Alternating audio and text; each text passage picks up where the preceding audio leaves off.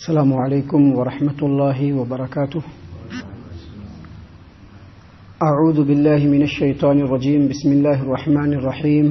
وقالوا هذه انعام وحرث حجر لا يطعمها الا من نشاء بزعمهم وانعام حرمت ظهورها وانعام لا يذكرون اسم الله عليها افتراء عليه سيجزيهم بما كانوا يفترون۔ اور ان لوگوں نے کہا کہ اس قسم کے مویشی جانور اور اس قسم کی کھیتیاں ممنوع ہے۔ لا يطعمها الا من نشاء بزعمهم، ان کے خیال کے مطابق اس میں سے وہی کھائیں گے جن کے بارے میں ہم چاہیں گے۔ وانعام حرمت ظہورها، اور کچھ ایسے جانور ہیں جن کی پیٹھ حرام ہے، مطلب جن پر سواری کرنا حرام ہے۔ وانعام لا يذكرون اسم الله عليه افتراء عليه، اور کچھ ایسے جانور ہیں جن پر اللہ تبارک و تعالیٰ کا نام نہیں لیتے، اور یہ اللہ تبارک و تعالیٰ پر افتراء اور بہتان ہے۔ سیجزیہم بما کانوا یفترون، اور قریب اللہ تبارک و تعالیٰ ان لوگوں کو ان کے افتراء پردازی اور جھوٹ کا بدلہ عطا فرمائے گا۔ محترم سامعین کرام، سورۃ الانعام سورہ نمبر 6 اور اسی سورت سے بھی آپ کے سامنے آیت نمبر 138 تلاوت کی گئی، اور آیت کریمہ کا ترجمہ بھی آپ کی خدمت میں پیش کیا گیا۔ سامعین کرام، جن مشرکین کے درمیان اللہ تبارک و تعالیٰ ان آیات کو نازل فرمائے پہلی مرتبہ، حالانکہ جو باتیں اس آیت کریمہ میں ہے اور اس آیت کریمہ کے بعد جو دوسری آیت کریمہ ہے ان میں جو باتیں ہیں، اس طرح کے مشرکانہ رسم و رواج آج کے سماج و معاشرے میں بھی پائے جاتے ہیں، لیکن ان دونوں آیتوں سے یہ پتہ چلتا ہے، جس کے بارے میں انشاءاللہ جس اگلی آیت کے بارے میں کل ہم آپ کے سامنے پیش کریں گے، ان دونوں آیتوں سے پتہ چلتا ہے کہ ان مشرکوں کے شرک کی جو لسٹ ہے وہ بڑی لمبی ہے۔ ان کے بزرگوں نے، ان کے بڑے لوگوں نے، ان کے اکابرین نے دھیرے دھیرے مشرکانہ رسم و رواج کے طور پر مکمل ایک دین ہی بنا ڈالا تھا الگ سے، جو اللہ تبارک و تعالیٰ کے دین کے بالکل پیرلل۔ ان میں سے کچھ باتوں کا تذکرہ اللہ تبارک و تعالیٰ نے اس آیت کریمہ میں اور اس کے بعد والی آیت کریمہ میں بیان فرمایا ہے۔ اللہ تبارک و تعالیٰ نے فرمایا کہ وقالو، ان لوگوں نے کہا، کن لوگوں نے؟ مشرکوں نے کہا، مکہ کے مشرکین، عرب کے مشرکین، ان لوگوں نے کیا کہا؟ ھذہ انعام وحرث حجر، اس قسم کے جو جانور ہیں، مویشی جانور، اور اس قسم کی جو کھیتیاں ہیں وہ ممنوع ہے۔ وہ ممنوع ہے کا مطلب کیا؟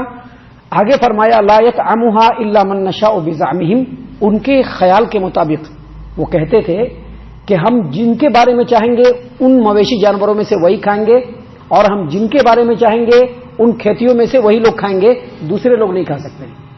یعنی آیت کریمہ کے اس ٹکڑے کا مفہوم یہ ہے کہ ان لوگوں نے اپنے طور پر اپنے درمیان یہ دستور بنایا ہوا تھا کہ جن مویشی جانوروں کو یا جن کھیتیوں کو فلاں فلاں دربار کے یا فلاں فلاں بت کے یا فلاں فلاں حضرت اور بابا صاحب کے نام پر اگر ہم وقف کر دیتے ہیں، ان کے لیے ہم نظر کر دیتے ہیں، تو اس کو کون کھائے گا کون نہیں کھائے گا اس کی مکمل ایک فہرست، اس کی ایک لسٹ ان لوگوں نے بنا رکھی تھی کہ اگر فلاں فلاں بت کے نام پہ ہم نے اس چیز کو وقف کیا ہے تو اس سے فلاں فلاں لوگ ہی کھا سکتے ہیں، دوسرے نہیں کھا سکتے ہیں۔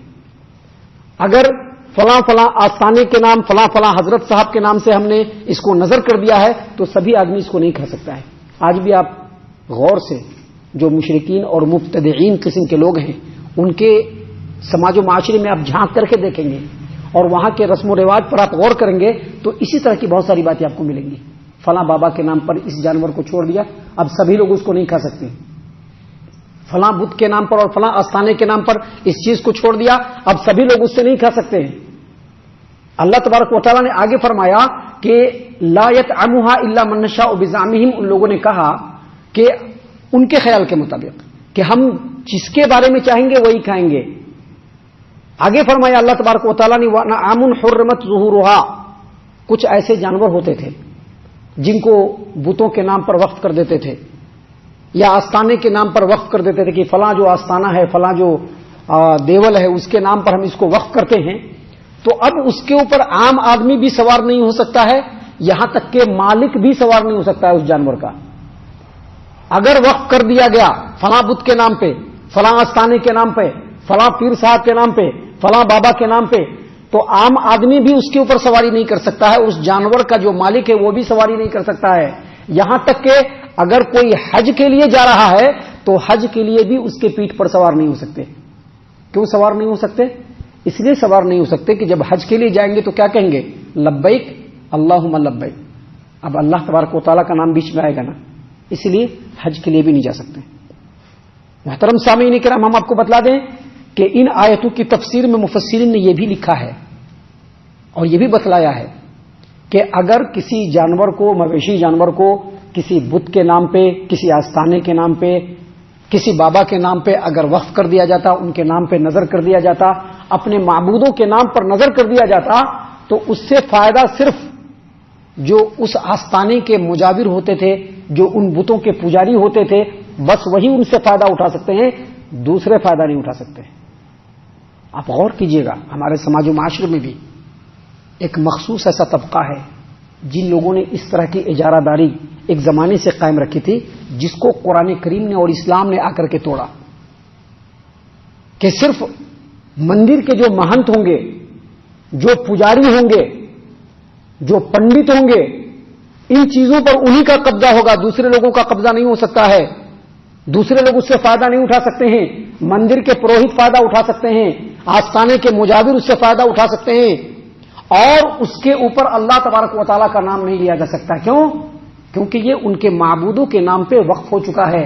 اب اس کے دودھ کو دوہتے وقت، اس کے اوپر سواری کرتے وقت، یا ان جانوروں کو ذبح کرتے وقت، یا ان جانوروں کے گوشت کو کھاتے وقت اللہ کا نام نہیں لیا جائے گا. کیوں؟ کیونکہ اس طرح سے ہمارے معبودوں کے نظر میں اللہ کی بھی شراکت ہو جائے گی. اللہ کی شراکت نہیں چاہیے. سامعین کرام، یہ سب رسم و رواج ہے جو اللہ تبارک و تعالیٰ نے یہاں پر بیان فرمایا. اللہ تبارک و تعالیٰ نے فرمایا کہ وقالو، ان لوگوں نے کہا، هذه انعام وحرث حجر لا يطعمها الا من نشاء بزعمهم، ان لوگوں نے کہا کہ اس قسم کے جانور اور اس قسم کی کھیتیاں ممنوع ہے. ممنوع ہے کیا مطلب؟ سبھی کے لیے ممنوع نہیں ہے. لا يطعمها الا من نشاء بزعمهم، ان کے باطل خیال کے مطابق جن کے بارے میں وہ چاہیں گے وہی کھائیں گے. وَأَنْعَامٌ حُرِّمَتْ ظُهُورُهَا، اور بعض قسم کے جانور ہیں جن کے پیٹھ پر سواری نہیں کر سکتے. سواری نہیں کر سکتے کیا مطلب؟ سبھی سواری نہیں کر سکتے. جن کے بارے میں ہم نے لسٹ تیار کر کے رکھا ہے انہی کو سواری کرنا ہے، دوسرے لوگ سواری نہیں کر سکتے.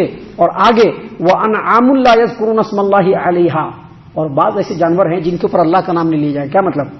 سوار بھی ہوں گے تو بسم اللہ پڑھ کر کے نہیں، اگر اس کے دودھ کو دوہیں گے بھی تو بھی بسم اللہ پڑھ کر کے نہیں، اگر ان کو ذبح کریں گے پھر بھی بسم اللہ نہیں کرنا ہے، اگر اس کے گوشت کے لقمے کو اٹھا کر کے کھانا ہے پھر بھی بسم اللہ نہیں کرنا ہے.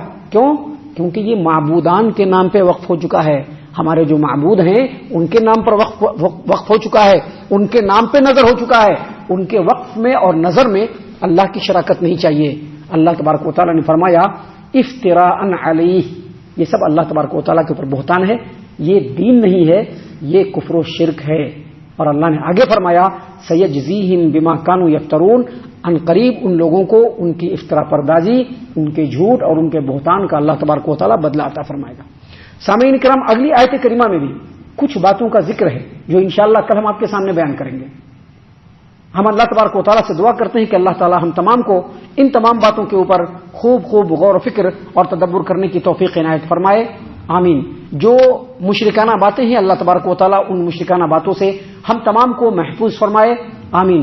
اللہ تعالیٰ ہم تمام کو صحیح معنوں میں پکا سچا مومن مسلمان بنائے. اللہ اور اس کے رسول صلی اللہ علیہ وسلم کی اطاعت و فرما برداری کرنے والا بنائے. صحابہ کرام رضی اللہ عنہم کے طریقے پر چلنے والا بنائے. جنت الفردوس میں جگہ عطا فرمائے. اے اللہ ہم تمام کو جہنم سے پناہ دے. اے رب العالمین ہم تمام کو جہنم سے پناہ دے. اے مالک الملک ہم تمام کو جہنم سے پناہ دے. آمین یا رب العالمین. وما علینا الا البلاغ المبین. تبارك الذي نزل الفرقان على عبده ليكون للعالمين نذيرا.